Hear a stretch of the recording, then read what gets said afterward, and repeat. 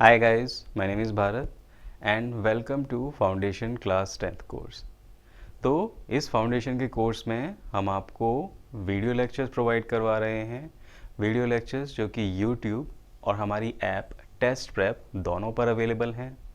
साथ ही साथ आपको जितने भी daily practice paper, mock test वगैरह हम लोग दे सकते हैं, वो आपको फ्री ऑफ कॉस्ट दिए जा रहे हैं।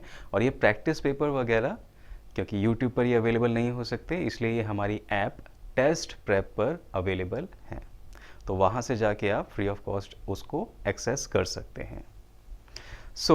चाहे आप CBSE बोर्ड से हैं, UP बोर्ड से हैं, MP बोर्ड से हैं या किसी भी और बोर्ड से हैं, ये फाउंडेशन कोर्स आपके लिए बना है। तो इस फाउंडेशन कोर्स में हम लोग बिल्कुल बेसिक, बिल्कुल ज़ीरो लेवल से चीज़ें स्टार्ट करेंगे और जितने भी डेली लाइफ के एग्जाम्पल्स ले सकते हैं उनके साथ चीज़ों को समझने की कोशिश करेंगे। तो चलिए स्टार्ट करते हैं यहाँ पर वीडियो को। गाइस, पिछले लेक्चर में हम लोग बात कर रहे थे कि कैसे अलग अलग टाइप के रिएक्शंस को हम लोग डिफाइन करते हैं। या तो दो केमिकल्स जुड़ रहे होते हैं, एक सिंगल प्रोडक्ट बन रहा होता है तो कॉम्बिनेशन रिएक्शन कह देते हैं।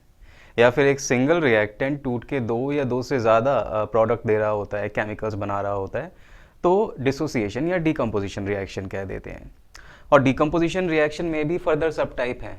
या तो हम लाइट की एनर्जी का यूज़ करके डिसोसिएशन करवा सकते हैं, डीकम्पोजिशन करवा सकते हैं, जिसको कि हम लोग कहते हैं फोटोलाइसिस। इलेक्ट्रिसिटी का यूज़ करके करवा सकते हैं, जिसको कि कहते हैं इलेक्ट्रोलाइसिस। और साथ साथ हीट का यूज़ करवा कर हम लोग कर सकते हैं डीकम्पोजिशन, उसको ही कहते हैं पायरोलाइसिस या थर्मोलाइसिस।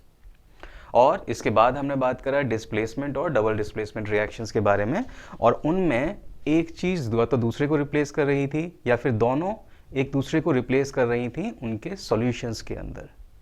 तो डिस्प्लेसमेंट और डबल डिस्प्लेसमेंट रिएक्शंस ऐसे डिफाइन कर दिए हमने। अब एक लास्ट टाइप के रिएक्शंस रह गए हैं जो कि बहुत स्पेशल हैं। स्पेशल इसलिए क्योंकि आगे जाकर आप देखोगे कि दुनिया का हर रिएक्शन रेडॉक्स रिएक्शन होता है और इसी कैटेगरी में जो हम पढ़ने वाले हैं उसमें फॉल करता है। तो ये है फिफ्थ टाइप के रिएक्शन, इनका नाम होता है भाई रेडॉक्स रिएक्शंस। अब रेडॉक्स रिएक्शंस क्या होते हैं एक बार समझ लेते हैं। रेडॉक्स जो वर्ड है इसमें दो चीजें हैं। रेड, ये आ जाता है रिडक्शन से,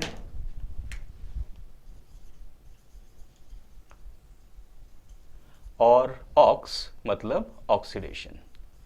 तो एक काम करते हैं भाई, पहले तो इनको एक एक करके समझ लेते हैं, उसके बाद रेडॉक्स अपने आप समझ में आ जाएगा अगर रिडक्शन और ऑक्सीडेशन क्लियर हो गया तो।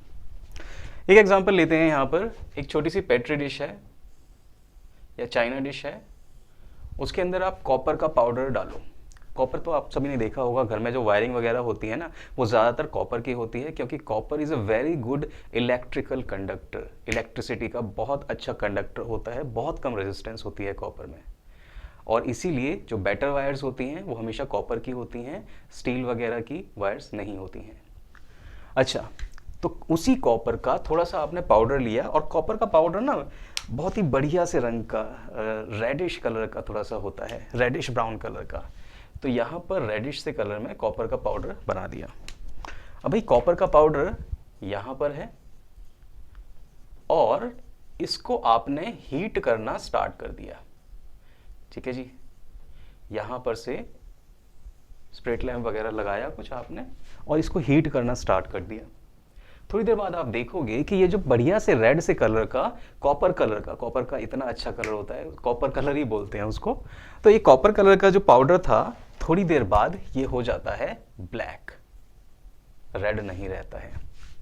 तो होता यहाँ पर क्या है बेसिकली कि जो कॉपर है, कॉपर हमारे आसपास की एयर से रिएक्ट करता है, जो कि गैसियस फॉर्म में होती है, और उसमें से ऑक्सीजन से रिएक्ट करता है, ये सिर्फ, बाकी गैसेस से नहीं। तो जब ये रिएक्शन होता है तो बनता है CuO। इसका नाम होता है भाई कॉपर 2 ऑक्साइड।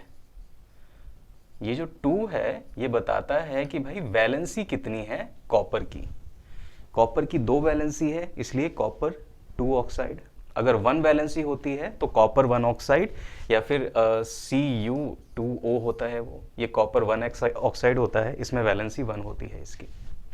तो एक ही एलिमेंट अलग अलग वैलेंसी दिखा सकता है। वैलेंसी के बारे में 9th क्लास में थोड़ा सा आपने पढ़ा था, और हम लोग अभी क्या कहते हैं 4th चैप्टर में आई थिंक दोबारा से बात करेंगे वैलेंसी, ऑक्सीडेशन स्टेट्स वगैरह के बारे में। तो इंपॉर्टेंट है, आपको याद रखने की ज़रूरत है। तो ये कॉपर 2 ऑक्साइड या सिंपली कॉपर ऑक्साइड बोल देते हैं कई बार, ये बन जाता है। और ये जो पहले रेड से कलर का था, मैं रेड ही लिख देता हूँ, कॉपर कलर तो होता है वैसे इसका, और अब ये हो जाता है भाई ब्लैक कलर का। ये रिएक्शन हो रहा है। अब इस रिएक्शन में अगर ध्यान से देखो तो कॉपर के ऊपर ऑक्सीजन जुड़ रही है, कॉपर के साथ ऑक्सीजन जुड़ रही है और कॉपर 2 ऑक्साइड बन रहा है। इसी प्रोसेस को हम लोग नाम दे देते हैं ऑक्सीडेशन। ऑक्सीडेशन क्या है? अगर डेफिनेशन के बारे में बात करें तो ऑक्सीडेशन को ऐसे डिफाइन करते हैं, एडिशन ऑफ ऑक्सीजन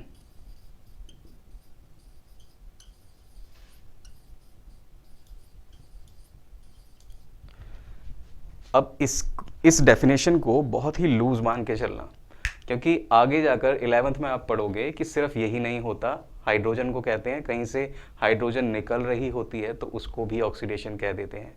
पर मुझे लगता है अभी के लिए, फर्स्ट चैप्टर के लिए, आपको इस डेफिनेशन के साथ रुकना चाहिए और इसी डेफिनेशन को समझना चाहिए।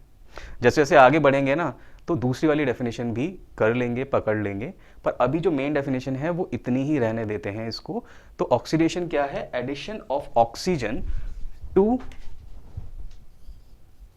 अ केमिकल। अब ये केमिकल कोई एलिमेंट भी हो सकता है, कोई कंपाउंड भी हो सकता है। यहाँ पे कॉपर जो है वो एक एलिमेंट है और कॉपर के ऊपर ऑक्सीडेशन हो रहा है। अच्छा अब जब ऐसा ऑक्सीडेशन होता है तो जिस चीज पर ऑक्सीडेशन हो जाता है ना, उस चीज को हम लोग कह देते हैं कि कॉपर, यहां पर स्टार मार्क करके लिख देता हूं, copper here is being oxidised. तो यहां पर जो कॉपर है वो ऑक्सीडाइज्ड हो रही है, ऑक्सीजन जुड़ गया, ऑक्सीडेशन हो गया कॉपर का, और कहा कि कॉपर अब ऑक्सीडाइज्ड हो गया है, उसके साथ ऑक्सीजन जुड़ चुकी है। तो कॉपर की ऑक्सीडाइज्ड फॉर्म, वो फॉर्म कॉपर का, वो केमिकल जिसके अंदर की ऑक्सीजन ऑलरेडी जुड़ी हुई है, वो कहलाता है Cu2O। ओके, अच्छा अब ऑक्सीजन यहां पर तो जुड़ रही है, addition of oxygen to a chemical, oxidation हो रहा है।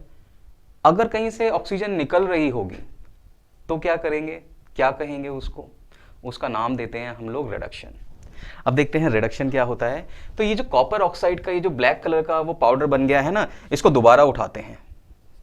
यहां पर ऑक्सीडेशन वाला पार्ट अभी रोक लेते हैं, और यहां पर इस CuO जो कॉपर 2 ऑक्साइड है, ठीक है, सॉलिड स्टेट में है, सेम पेट्री डिश में हम लोग क्या करते हैं, हाइड्रोजन गैस इसके पास से पास करते हैं।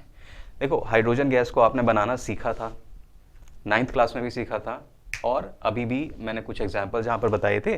तो मैंने बताया था कि भाई अगर आपके पास एक एसिड है जैसे कि HCl, डाइल्यूट हाइड्रोक्लोरिक एसिड है, तो इसमें आप ऐड कर दो जिंक या ऐसा कोई एलिमेंट जो कि रिएक्टिविटी सीरीज में इससे ऊपर है, तो क्या होगा, वो एलिमेंट या फिर वो मेटल क्या करेगा, हाइड्रोजन को उसकी जगह से निकाल देगा, डिस्प्लेसमेंट करवा देगा उसकी। ये भी एक टाइप का डिस्प्लेसमेंट रिएक्शन होता है। तो यहाँ पे बनेगा क्या भाई, ZnCl2 बनेगा, और ये एक्वा सॉल्यूशन में डिसॉल्व रहेगा और हाइड्रोजन गैस यहाँ से निकल जाती है। अब आपने यहाँ पर लगाया भाई एक कॉर्क, और यहाँ से इसके ऊपर आपने हाइड्रोजन गैस जो निकल रही है ना सॉल्यूशन, इस सॉल्यूशन से, इस रिएक्शन से, वही हाइड्रोजन गैस आप यहाँ से पास करवाओ और इसको हिलाते रहो थोड़ा थोड़ा।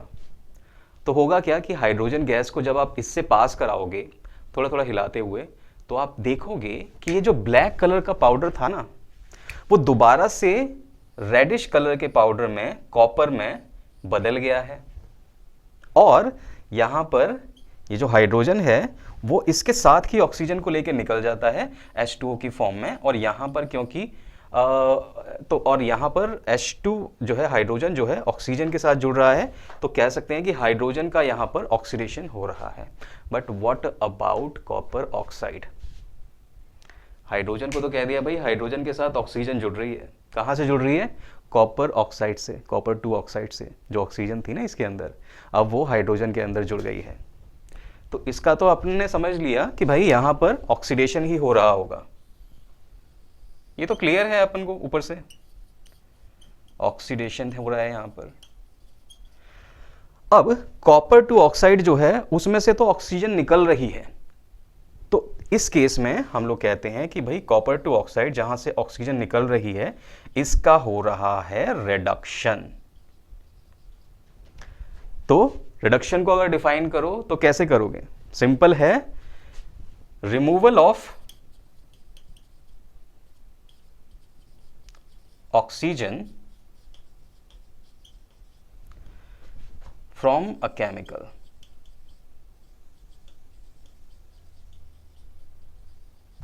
जहां पर भी एक केमिकल से ऑक्सीजन निकलती है, निकल जाती है, वहां पर कह देते हैं कि रिडक्शन हो गया है।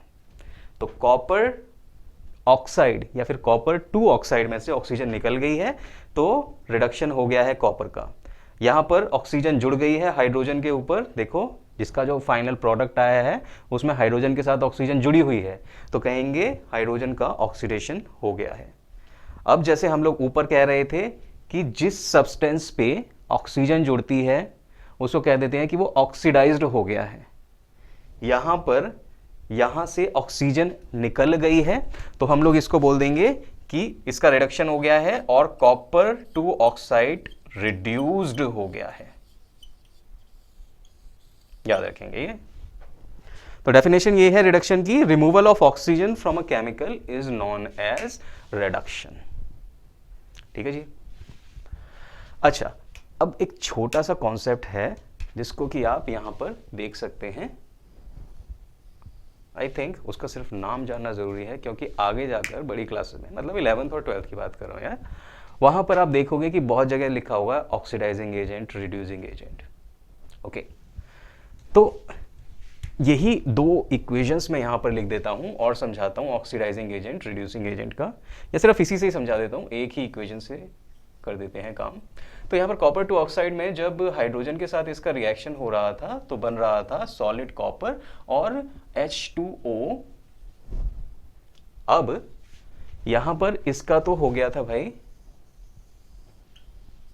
रिडक्शन, देखा था हमने अभी, और इसका हो गया था भाई ऑक्सीडेशन। अब क्योंकि जिसका रिडक्शन हुआ है वो खुद ऑक्सीजन को दूसरे के पास भेज रहा है, अपनी ऑक्सीजन को दूसरे को सप्लाई कर रहा है, इसीलिए उसको हम लोग कई बार बोल देते हैं कि जिसका रिडक्शन होता है वो पार्ट होता है ऑक्सीडाइजिंग एजेंट। एजेंट तो आप समझते होंगे, जो कुछ काम करवाता है। जैसे कि हम लोग जाते हैं ना IRCTC की टिकट बुक करवाने, रेलवे की टिकट बुक करवाने, तो एजेंट के पास जाते हैं, वो हमसे पैसे लेता है और टिकट बुक कर देता है।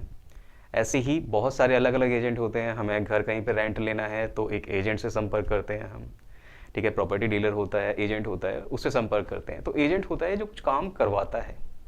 यहाँ पर ये कॉपर 2 ऑक्साइड या कॉपर ऑक्साइड क्या कर रहा है? ऑक्सीजन को सप्लाई कर रहा है। तो जो केमिकल ऑक्सीजन को सप्लाई करता है उसे कह देते हैं भाई ऑक्सीडाइजिंग एजेंट। और हाइड्रोजन ऑक्सीजन को ले रहा है, खुद ऑक्सीडाइज्ड हो रहा है, खुद ऑक्सीडाइज हो रहा है, मतलब दूसरे का रिडक्शन करवा रहा है। इसलिए हाइड्रोजन जो कि ऑक्सीडाइज्ड हो रहा है उसको हम लोग कहते हैं कि ये है भाई रिड्यूसिंग एजेंट। तो ऑक्सीडाइजिंग एजेंट क्या है? ऑक्सीडाइजिंग एजेंट क्या है? अ सब्सटेंस या फिर a chemical that oxidizes other by supplying oxygen,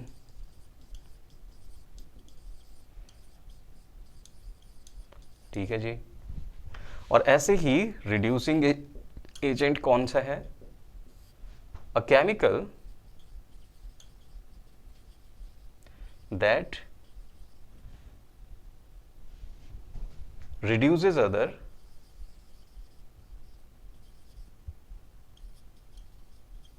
by taking oxygen। तो भाई जो ऑक्सीजन सप्लाई करता है वो तो हो गया भाई ऑक्सीडाइजिंग एजेंट, और जो ऑक्सीजन ले लेता है दूसरे को रिड्यूस कर देता है वो हो गया रिड्यूसिंग एजेंट।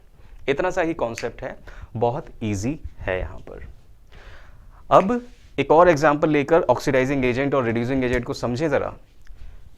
सिमिलर टाइप का ये है, जिंक ऑक्साइड से जिंक का जब ऑक्सीडेशन होता है तो जिंक ऑक्साइड बनता है। तो जिंक ऑक्साइड का जब कार्बन के साथ रिएक्शन करवाओगे और बहुत सारी हीट इस रिएक्शन में लगती है तो होता क्या है कि कार्बन इसके साथ की ऑक्सीजन लेकर निकल जाता है और बना लेता है कार्बन डाइऑक्साइड, और जिंक को अकेला छोड़ देता है। अब वीडियो पॉज करके देखो कि क्या आप यहां पे बता पाते हो कि कौन सा ऑक्सीडाइजिंग एजेंट है और कौन सा रिड्यूसिंग एजेंट है। बहुत इजी है, एक बार ट्राई करो वीडियो पॉज करके।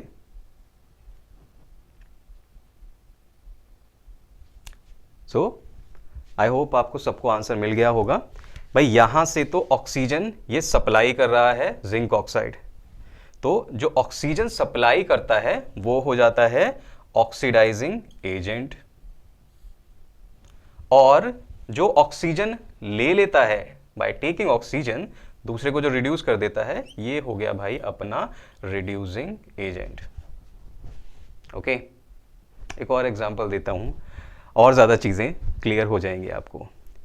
Manganese oxide MnO2 important chemical है ये, और इम्पॉर्टेंट इसलिए है क्योंकि आज जो हमारी बैटरीज बनती हैं ना, जो ड्राई सेल्स बनते हैं जिनको कि हम लोग यूज़ करते हैं घड़ियों वगैरह के अंदर, उसके अंदर मैंगनीज ऑक्साइड बहुत ज़्यादा यूज़ होता है। तो मैंगनीज ऑक्साइड का अगर हम लोग रिएक्शन करवा देते हैं HCl के थ्रू, और HCl के साथ, तो यहाँ पर होता क्या है कि ये मैंगनीज जो है इस क्लोरीन के साथ रिएक्शन करके MnCl2 बना देता है, और बनता है यहाँ पर H2O, और क्लोरीन गैस निकलती भी है। अब इस रिएक्शन को ध्यान से देखो कि क्या हो रहा है यहाँ पर। अब पहचान सकते हो आपकी कौन सा ऑक्सीडाइजिंग एजेंट है, कौन सा रिड्यूसिंग एजेंट है। एक बार पॉज करो और फिर से ट्राई करो।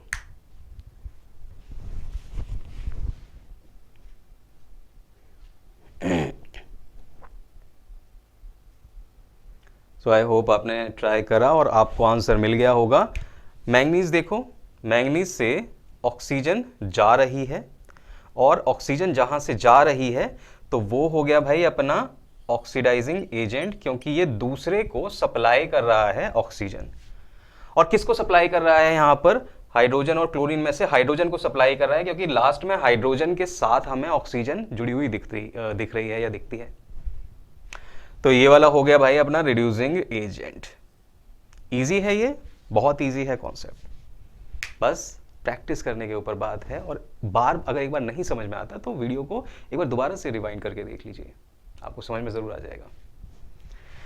सो अब तक आई थिंक क्लियर हो गया होगा। अब चलिए आगे बढ़ते हैं एक बार बोर्ड रब करके। सो गाइस, अब रेडॉक्स रिएक्शन पे वापस आ जाते हैं। अपना रिडक्शन समझ लिया हमने, ऑक्सीडेशन समझ लिया। तो रेडॉक्स रिएक्शन कौन से होते हैं? रेडॉक्स रिएक्शन होते हैं the reactions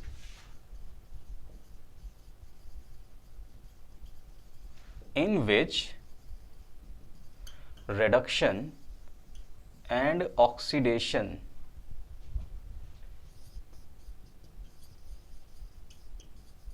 takes place together कह लो, कहीं जगह साइमल्टेनियसली लिखा होता है, कोई फर्क नहीं पड़ता यार एक आध वर्ड से। तो ऐसे रिएक्शन जिनके अंदर रिडक्शन और ऑक्सीडेशन साथ साथ हो रहा होता है। अब एक चीज़ याद रखना यार कि जहाँ पर भी रिडक्शन हो रहा है वहाँ पे ऑक्सीडेशन हो ही रहा होता है। कैसे? अगर एक केमिकल है जिसके पास ऑक्सीजन है दूसरा केमिकल है जिसके पास नहीं है, तो ये वाला ऑक्सीजन सप्लाई करेगा दूसरे वाले को, और दूसरे वाले का ऑक्सीडेशन हो जाएगा, इसका रिडक्शन हो जाएगा। तो अगर कोई ऑक्सीजन दे रहा है तो एक केमिकल ऑक्सीजन दे रहा है तो दूसरा वाला केमिकल ऑक्सीजन ले ही रहा होगा। तो यहाँ पर कॉन्सेप्ट यही कहता है कि रिडक्शन ऑक्सीडेशन कभी भी अकेले नहीं होता है। रिडक्शन ऑक्सीडेशन हमेशा एक पेयर की फॉर्म में, एक जोड़े की फॉर्म में होता है, इसीलिए उसका नाम ही रख दिया है हमने रेडॉक्स। तो रेडॉक्स रिएक्शन जैसे कि ये था, इसमें इसका रिडक्शन हो रहा था, यहाँ पर जब इसका रिडक्शन हो रहा था तो दूसरे वाले का भाई ऑक्सीडेशन हो रहा था। अगेन रिडक्शन ऑक्सीडेशन साथ में हो रहा है, तो नाम ही रख दिया हमने रेडॉक्स रिएक्शन। और ये इसलिए इंपॉर्टेंट है रेडॉक्स, बिकॉज हमेशा अगर एक सब्सटेंस का ऑक्सीडेशन हो रहा होगा तो दूसरे का वहां पर रिडक्शन जरूर हो ही रहा होगा। अब इतना तो आपको क्लियर हो गया होगा, और इसके बाद अब आगे बढ़ते हैं और एक बार जितने भी टाइप्स ऑफ केमिकल रिएक्शंस हम लोगों ने अभी तक पढ़े हैं ना, वो देख लेते हैं, एक बार रिवाइज कर लेते हैं। तो रेडॉक्स रिएक्शन तो अभी भी पढ़ा है, दोबारा रिवाइज करने की ज़रूरत नहीं है। ये मान लेते हैं कि ये नंबर 1 है और दूसरे नंबर से स्टार्ट करते हैं जो प्रीवियसली अपन ने पढ़े थे। तो कौन कौन से थे? कॉम्बिनेशन रिएक्शंस थे। कॉम्बिनेशन रिएक्शंस कौन से थे? जिन रिएक्शंस में 2 या 2 से ज़्यादा सब्सटेंसेस या केमिकल्स जुड़कर एक सिंगल प्रोडक्ट बना रहे थे। जैसे कि एग्जाम्पल, कार्बन जब बर्न होगी ऑक्सीजन की प्रेजेंस में तो कार्बन डाइऑक्साइड बनाएगी। एडिशन हो रहा है, 2 चीज़ें जुड़कर एक सिंगल प्रोडक्ट बना रही हैं, कॉम्बिनेशन रिएक्शन। और इसके बाद क्या था अपने पास? Decomposition reaction. फर्स्ट वाले का बिल्कुल उल्टा, जो फर्स्ट में था कॉम्बिनेशन में उसका उल्टा था। अगर कुछ बन रहा है, कॉम्बिनेशन हो रहा है तो कॉम्बिनेशन, अगर कुछ डिसोसिएट हो रहा है, डिकम्पोज हो रहा है, ब्रेक हो रहा है तो डीकम्पोजिशन। तो डीकम्पोजिशन रिएक्शन अगर आपको याद है तो था कि व्हेन वन सब्सटेंस और वन केमिकल ब्रेक्स इनटू 2 और मोर सब्सटेंसेस। जैसे कि यहाँ पर एक एग्जांपल हम लोगों ने लिया था कि अगर हम कैल्शियम कार्बोनेट को लेते हैं, कैल्शियम कार्बोनेट को लेकर उस पर बहुत सारी आप हीट डाल दो, बहुत ज़्यादा उसे हीट कर दो तो बन जाता है CaO। नाम बताओ इसका, कैल्शियम ऑक्साइड का नाम क्या था इसका? इसका नाम था क्विक लाइम। याद होना चाहिए क्योंकि क्विक लाइम ये वही है जो हमारे घरों में सफ़ेदी के लिए काम आता है ना, ठीक है। वो क्या कहते हैं, कैल्शियम हाइड्रोक्साइड होता है और कैल्शियम ऑक्साइड को पानी में डालकर वो बनता है। मैंने बताया था आपको, आई थिंक लास्ट क्लास में ही बताया। और यहाँ पर कार्बन डाइऑक्साइड बन जाती है, तो कुछ डिकम्पोज हो रहा है, डिसोसिएशन हो रहा है। तो अच्छा, डिकम्पोजिशन रिएक्शन के भी 3 टाइप हम लोगों ने डिस्कस किए थे। क्या था भाई? फोटोलाइसिस, जब हम लोग लाइट एनर्जी का यूज करके कुछ डिकम्पोज कर देते हैं, जैसे कि AgCl AgBr के केस में क्या होता है, अगर यहां पर सनलाइट आ जाती है तो सिल्वर और क्लोराइड गैस में ये डिसोसिएट हो जाता है। दूसरा ये वाला जो था थर्मोलाइसिस या पायरोलाइसिस जिसे कहते हैं। थर्मोलाइसिस या पायरोलाइसिस में क्या था भाई? जब हीट का यूज करके कुछ कर रहे हैं ब्रेक, तो इसका एग्जांपल तो अभी अभी दिया ही है हमने। एक और था भाई इलेक्ट्रोलाइसिस। इलेक्ट्रोलाइसिस में क्या था? इलेक्ट्रोलाइसिस में इलेक्ट्रिसिटी का यूज करके ब्रेक कर रहे थे। जैसे कि मैंने बताया था कि वाटर लो और उसका इलेक्ट्रोलाइसिस करवा दो तो क्या होता है भाई? कैथोड पे हाइड्रोजन गैस निकलती है, एनोड पे ऑक्सीजन गैस निकलती है। अगर रिएक्शन को मैं बैलेंस करूं तो कुछ इस टाइप का दिखेगा। ये था डिकम्पोजिशन रिएक्शन। और उसके बाद हमने पढ़ा था डिस्प्लेसमेंट रिएक्शन। और डिस्प्लेसमेंट रिएक्शन जब पढ़ रहे थे तो हमने बात की थी किसके बारे में? रिएक्टिविटी सीरीज के बारे में। तो मैंने बताया था ना रिएक्टिविटी सीरीज क्या थी? जब जितने भी एलिमेंट हैं उनको अरेंज कर देते हैं हम लोग घटती हुई रिएक्टिविटी के ऑर्डर में, तब अपने पास आ जाती है रिएक्टिविटी सीरीज। तो 3 दोस्तों की कहानी थी, पोटेशियम, कैल्शियम और हाइड्रोजन। तो पोटेशियम दुबला पतला और आलसी, कैल्शियम ये तगड़ा बंदा पहलवान टाइप का मस्कुलर, और हाइड्रोजन गर्ल थी, राइट। तो हमने क्या कहा था? कैल्शियम यानी कि सोडियम लिया बेड पर, तो कैल्शियम, सोडियम, लिथियम, बेरियम। और फिर क्या था, कैल्शियम मांगे आलू, जिंक, आयरन, लेना लेड। कैल्शियम मांगे मैग्नीशियम, आलू एल्यूमिनियम, जिंक, आयरन, लेना। और फिर क्या था भाई, हाइड्रोजन लड़कियों को क्या पसंद होता है, ठीक है, ज्वेलरी। तो ज्वेलरी किससे बनती है, सोने, चांदी, प्लेटिनम, इससे। तो हाइड्रोजन को सिल्वर, गोल्ड, प्लेटिनम चाहिए। और यही तो थी रिएक्टिविटी सीरीज जो हमने पढ़ी थी। तो रिएक्टिविटी सीरीज से हम लोगों को क्या फायदा होता है, हमें पता चल जाता है कि अगर एक एलिमेंट ऊपर है तो वो नीचे वाले को उसके सॉल्यूशन में से डिस्प्लेस कर सकता है। हम लोगों ने एग्जांपल क्या देखा था डिस्प्लेसमेंट रिएक्शन में, कि भाई कॉपर सल्फेट, ठीक है, कॉपर सल्फेट, मेटल कौन सा है इसमें, कॉपर। और दूसरा अगर इसके साथ रिएक्शन जिंक के साथ करवा देते हैं या आयरन के साथ करवा देते हैं, कलर वाला भी आ जाएगा थोड़ा सा रिवाइज करने में। तो कॉपर सल्फेट तो था भाई ये ब्लू कलर का, और जब आयरन इसके ऊपर डाला तो यहां पर फेरस सल्फेट बन जाता है जो कि होता है भाई ग्रीन कलर का, और कॉपर जो है वो सॉल्यूशन से बाहर आ जाता है, ये देखा था हमने। और रिएक्टिविटी सीरीज के हम लोग आसानी से बता सकते हैं, ठीक है। तो यहां पर हमेशा याद रखना, जो मैंने बताया था 3 दोस्तों की कहानी, एक दोस्त बहुत आलसी, दूसरा दोस्त बॉडी बिल्डर जो खूब विटामिन और मिनरल, आयरन, जिंक वगैरह वो सब खाता है, और हाइड्रोजन एक छोटी सी पतली सी लड़की जिसको कि ज्वेलरी बहुत पसंद है, और ज्वेलरी किससे मिलकर बनती है, सोने, चांदी, प्लेटिनम से। तो ये याद रखेंगे कि जब इन्होंने हड़ताल की आपस में, जब इन्होंने हड़ताल कर दी इन 3 केमिकल्स ने, तो हुआ क्या कि पोटेशियम तो थोड़ी देर बाद थक गया, तो पोटेशियम क्या करा इसने, सो लिया बेड पर। फिर उसके बाद कैल्शियम ने क्या करा, कैल्शियम से जब उसकी मांगे पूछी गई तो कैल्शियम ने कहा, कैल्शियम मांगे आलू, जिंक, आयरन, लेना। और फिर हाइड्रोजन से पूछा गया भाई आपके क्या मांगे हैं, तो हाइड्रोजन ने कहा कि हाइड्रोजन को से कॉपर आ गया, क्या चाहिए, सिल्वर, गोल्ड, प्लैटिनम। बढ़िया हो गया भाई, प्लैटिनियम होता है ये। तो डिस्प्लेसमेंट रिएक्शन के बारे में हमने ये पढ़ा था। अब इसके बाद एक और पढ़ा था हमने, एक डबल डिस्प्लेसमेंट रिएक्शन। नीचे जगह नहीं है तो सही, पर ऊपर कर लेते हैं इसको।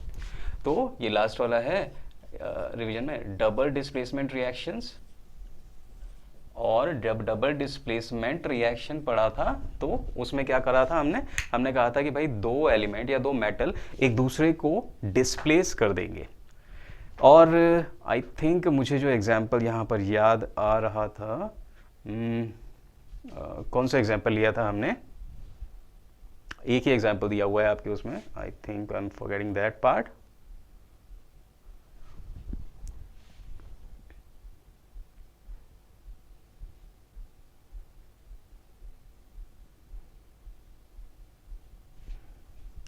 या सोडियम सल्फेट वाला एग्जांपल लिया था, sodium sulphate Na2SO4 plus BaCl2, हाँ ये वाला लिया था, इसमें प्रेसिपिटेट भी बन रहे थे, यही था।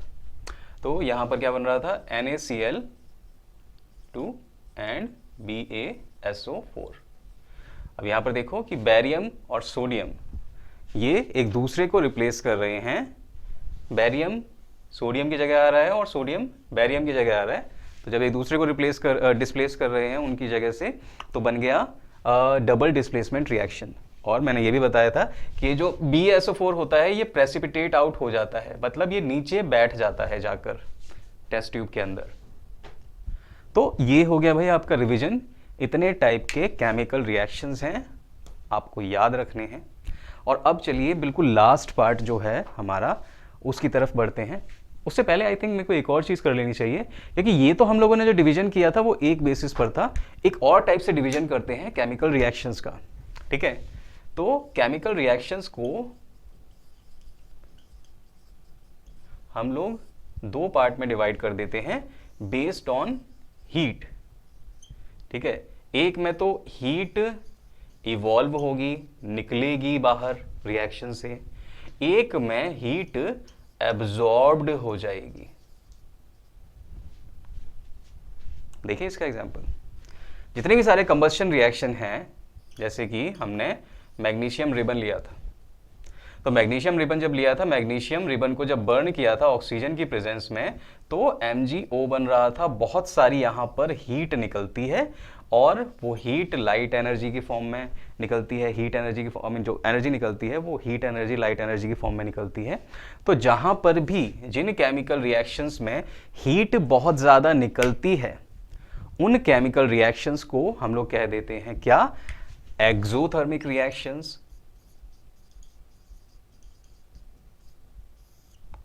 और कुछ केमिकल्स ऐसे होते हैं जो रिएक्ट करने पर, कुछ रिएक्शंस ऐसे होते हैं जिनमें केमिकल्स रिएक्ट करने पर हीट एब्जॉर्ब करते हैं, वहां पर रिएक्शन को कहते हैं एंडोथर्मिक रिएक्शन। और आपके एनसीईआरटी में फर्स्ट चैप्टर में सिर्फ और सिर्फ एक ही एग्जाम्पल इसका दिया हुआ है जो मुझे ध्यान आ रहा है, वो है आई थिंक बेरियम हाइड्रोक्साइड का। यहां पर लिख लेते हैं, थोड़ा नीचे, थोड़ा लंबा है ये। बेरियम हाइड्रोक्साइड जब रिएक्ट करता है BaOH2 किसके साथ? NH4Cl के साथ, अमोनियम क्लोराइड के साथ। तो होता क्या है भाई, बेरियम क्या करता है? क्लोरीन के साथ रिएक्शन करके बेरियम क्लोराइड बना लेता है और बन जाता है यहां पर NH4OH। अब देखो ये जो रिएक्शन है ना, कुछ रिएक्शंस मतलब कुछ बुक्स के अंदर NH4OH नहीं लिखा होता, वहां पे लिख देते हैं कि भाई NH4OH की जगह क्या बन रहा है? NH3 बन रहा है और H2O बन रहा है। अब ये लिखना कोई गलत नहीं है, क्योंकि होता क्या है, ये जो अमोनियम हाइड्रोक्साइड होता है ना NH4OH, ये डिसोसिएट हो जाता है किसमें? NH3 में और H2O में। तो चाहे इसको लिख लो और चाहे NH3 और H2O दोनों को लिख लो। तो अगर आपने एक बीकर के अंदर ये सॉल्यूशन बनाकर मिलाए हैं, तो जब आप इस बीकर को हाथ लगाओगे तो आपको ठंडा ठंडा फील होगा। तो आप फील कर सकते हैं कि यहां पर हीट एब्जॉर्ब हो रही है, और ये वाला है एंडोथर्मिक रिएक्शन, ऐसे रिएक्शंस जिनके अंदर की हीट एब्जॉर्ब होती है। अब ये स्पेशली दिया हुआ है ऐसा रिएक्शन जिसमें कि आप टच करके बता सकते हैं कि हाँ यहाँ पर हीट एब्जॉर्ब हो रही है। लेकिन अगर देखा जाए तो जितने भी थर्मोलाइसिस वाले रिएक्शंस हैं उनके अंदर अपन को हीट देनी पड़ जाती है, और जब ये हीट देनी पड़ जाएगी कैल्शियम कार्बोनेट को कैल्शियम ऑक्साइड और CO2 बनाने के लिए, तो ये वाला रिएक्शन भी एंडोथर्मिक रिएक्शन ही है। वहां पर बस पता नहीं लग रहा, कुछ ऐसा ठंडा होकर वहां पर नहीं दिख रहा है, तो इसलिए थोड़ा सा हम एग्जाम्पल के तौर पर इसी को ले लेते हैं और उनको नहीं लेते हैं। है तो ये जितने भी थर्मोलाइसिस वाले रिएक्शंस होते हैं उनके अंदर हीट डालनी पड़ती है, हीट एब्जॉर्ब होती है रिएक्शन के अंदर, तो वो सारे के सारे एंडोथर्मिक रिएक्शंस ही होते हैं। तो ये है। अच्छा, अब एक छोटा सा पार्ट कोरोजन और रेंसिडिटी का है, एक बार बोर्ड रब करके उसको भी कंप्लीट कर लेते हैं, चैप्टर खलास हो जाएगा। तो गाइस दो चीज़ें बची हुई हैं अब यहाँ पर, कोरोजन और रेंसिडिटी। दोनों की डेफिनेशन मैंने ऑलरेडी यहाँ पर लिख दी है। सो कोरोजन क्या होता है? The action of air, moisture, acid, base etcetera, environmental factors on metal to form oxides of metal. तो एयर के अंदर या एनवायरनमेंट के अंदर बहुत सारे एनवायरमेंटल फैक्टर होते हैं, जैसे कि ऑक्सीजन, मॉइस्चर होता है, थोड़ा सा पानी होता है, नमी होती है एयर के अंदर, सराउंडिंग्स के अंदर। ठीक है, सराउंडिंग में आसपास एसिड्स और बेसिस भी हो सकते हैं, सॉल्ट भी होते हैं। तो ये सारे एनवायरमेंटल फैक्टर मिलकर मेटल के साथ रिएक्ट करते हैं और मेटल को बर्बाद करते हैं, डिटीरियोरेट करते हैं, डिस्ट्रॉय करते हैं। और इस प्रोसेस को हम लोग नाम देते हैं कोरोजन का, और इस प्रोसेस में मेटल के ऑक्साइड्स बनते हैं। कैसे बनते हैं, चलिए एक एग्जांपल देते हैं। मैग्नीशियम रिबन वाला एग्जांपल तो आपको याद होगा ही। अभी अभी हम लोगों ने जब नॉट अभी अभी फर्स्ट लेक्चर जब करा था तो बताया था कि भाई मैग्नीशियम का एक रिबन होता है, उसको ऑक्सीजन की प्रेजेंस में जब जलाते हैं एंड एयर में जब जलाते हैं, एयर के अंदर 21% बहुत भर के ऑक्सीजन होती है, तो आंखें चौंधिया देने वाली रोशनी के साथ मैग्नीशियम ऑक्साइड बनता है, बहुत सारी एनर्जी यहाँ पर निकलती है। ये बात की थी हमने।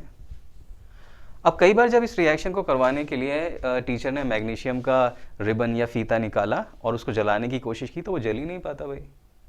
कैसे कि उसके ऊपर, इस मैग्नीशियम रिबन के ऊपर ऑलरेडी एक लेयर जम जाती है मैग्नीशियम ऑक्साइड की।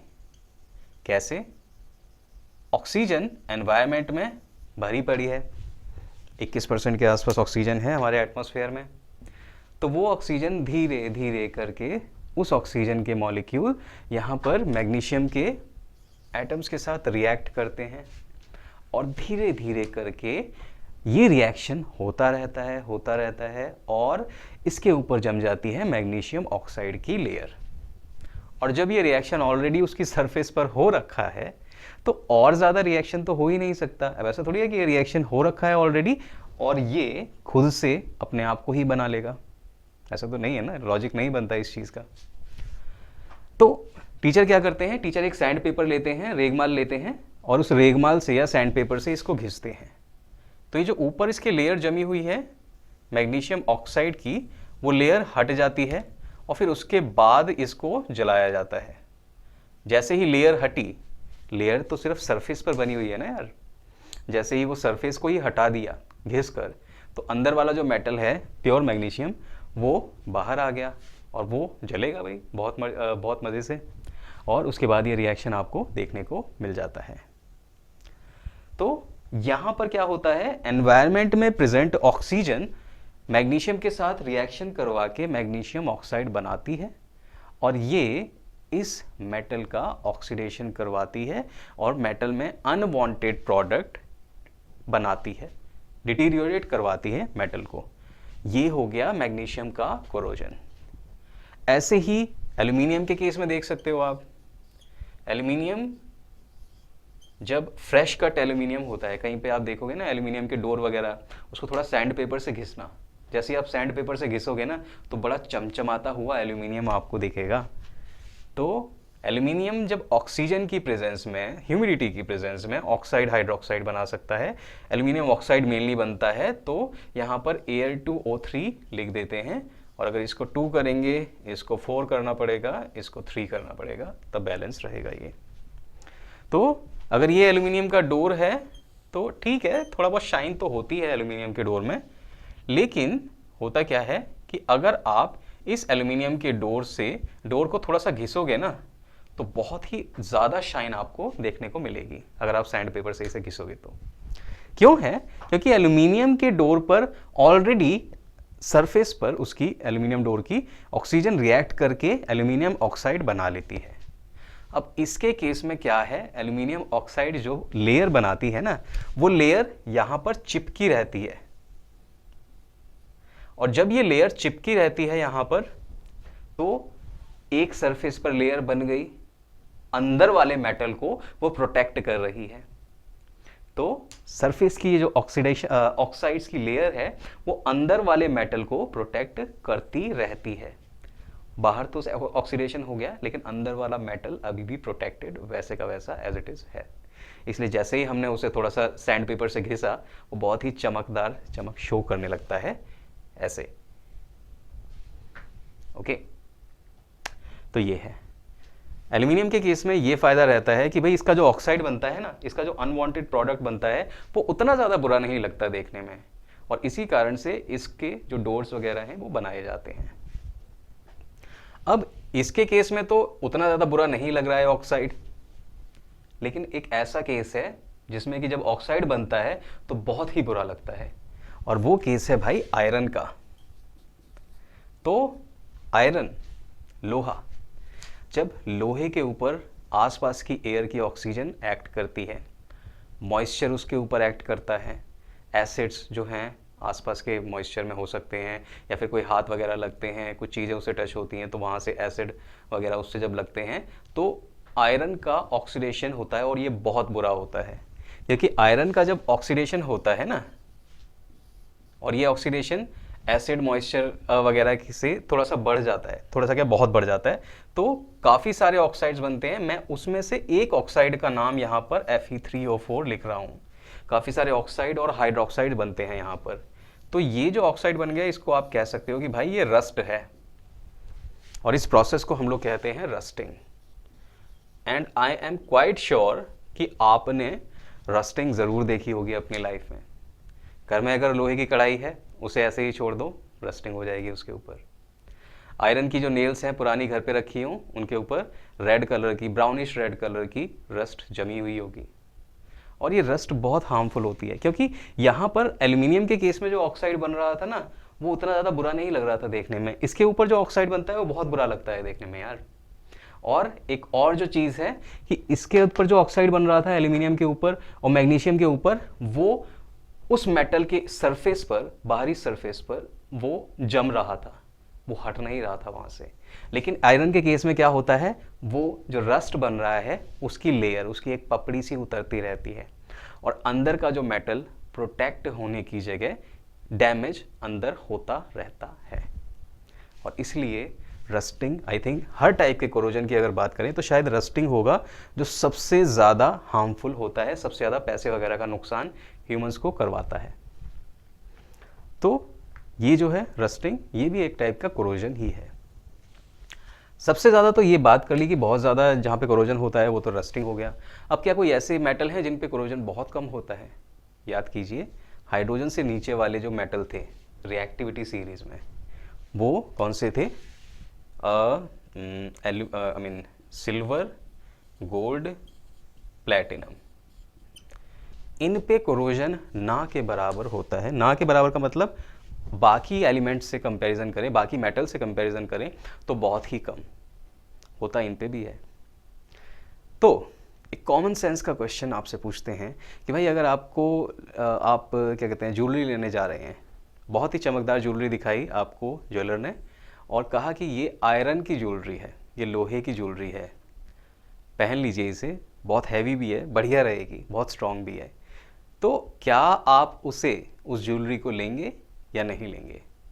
तो ऑब्वियसली अपने आप को आंसर दीजिए और कहिए कि हम बेवकूफ़ नहीं हैं जो आयरन की ज्वेलरी पहनेंगे, हम तो गोल्ड, सिल्वर, प्लैटिनम ऐसी ज्वेलरी पहनेंगे। क्यों?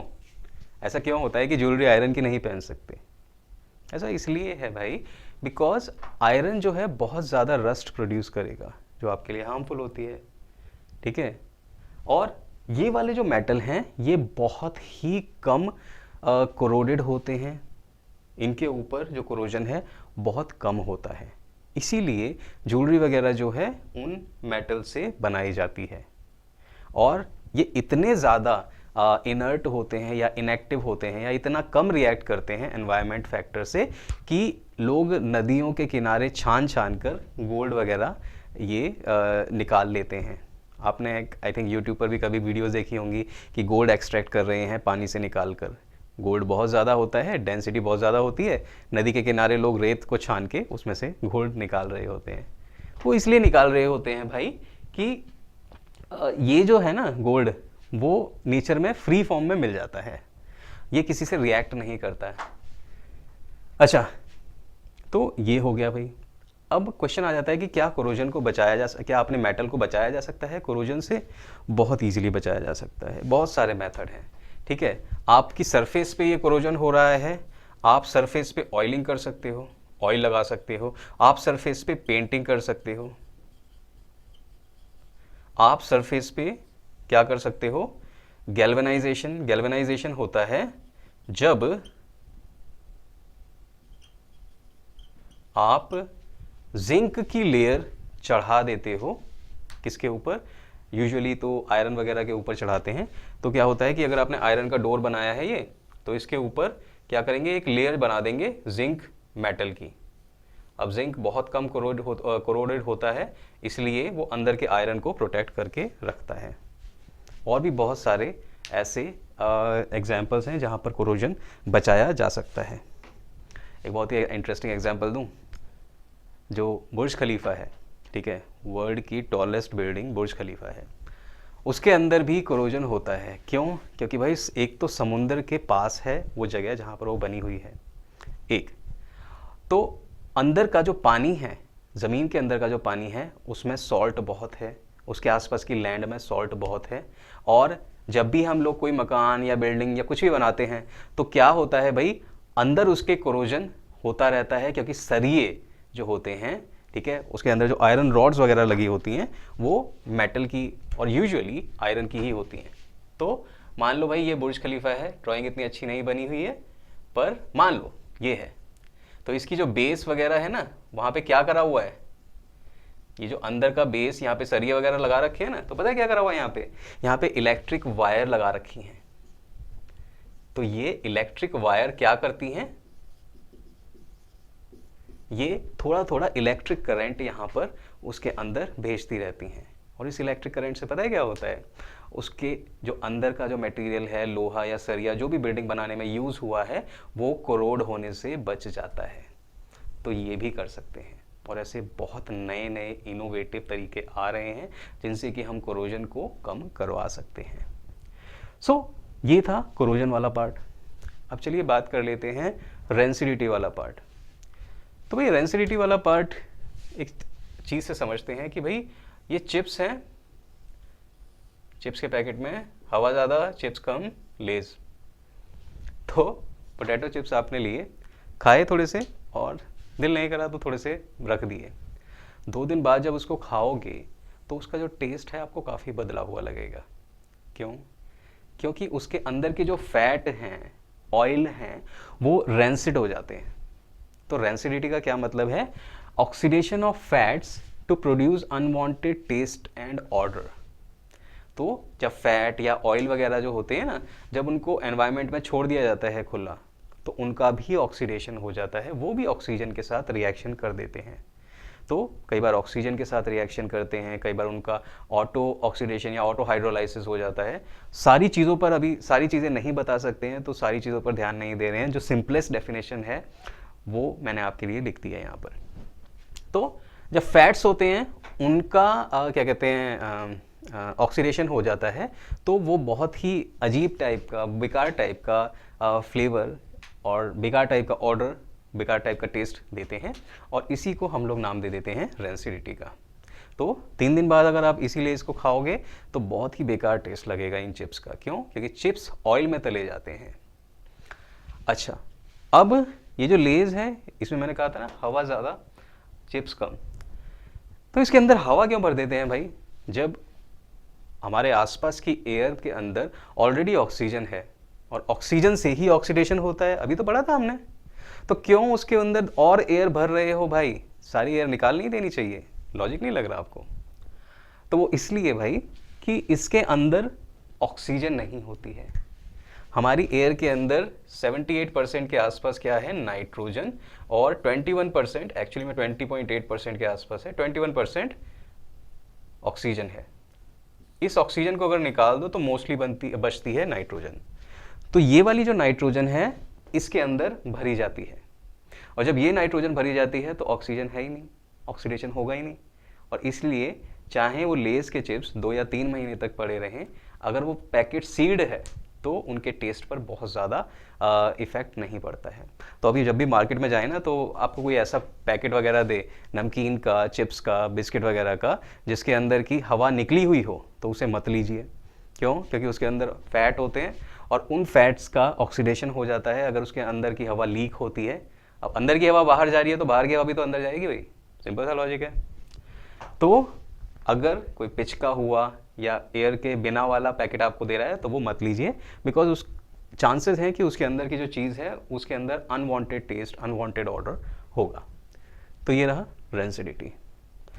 इसी के साथ आपका चैप्टर हो जाता है समाप्त, और इसी चैप्टर की समाप्ति के साथ हम लोग आज का लेक्चर भी यहाँ पर ख़त्म कर देते हैं। रिमेंबर इस चैप्टर के नोट्स वगैरह, प्रैक्टिस क्वेश्चन वगैरह, प्रैक्टिस पेपर और बोर्ड एग्ज़ाम्स में, आने वाले बोर्ड एग्ज़ाम्स में, चाहे आप किसी भी बोर्ड के हैं, अलग अलग बोर्ड एग्ज़ाम्स के लिए हमने अलग अलग सैम्पल पेपर्स डिज़ाइन किए हुए हैं जो हमारी ऐप टेस्ट प्रेप पर अवेलेबल हैं। जाके वहाँ से उनको डाउनलोड कीजिए, नोट्स को, स्टडी मटेरियल को, प्रैक्टिस पेपर्स को, सैम्पल पेपर्स को, किसी भी चीज़ को आप वहाँ पे डाउनलोड कर सकते हैं जो आपको हेल्प करेगी। तो इसी के साथ हम लोग ये वाला लेक्चर अभी ख़त्म करते हैं और ये वाला चैप्टर भी ख़त्म करते हैं। मिलते हैं नेक्स्ट वीडियो में नेक्स्ट चैप्टर के साथ। So bye bye, take care, see you in the next video.